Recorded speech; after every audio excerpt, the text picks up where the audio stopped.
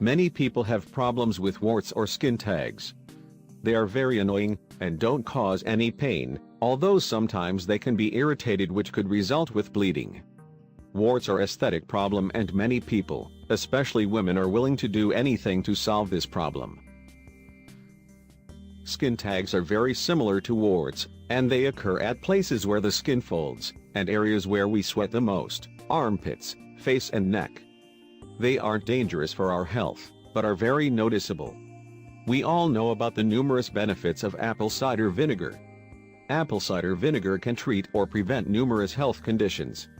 The apple cider vinegar has strong antiviral, antibacterial and antifungal characteristics, which makes it ideal for elimination of warts.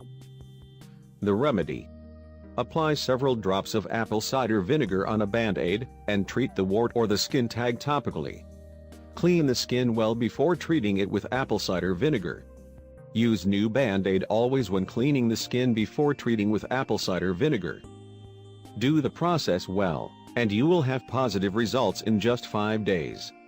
In case you don't achieve the desired results in 5 days, you should continue with the treatment until the wart is eliminated.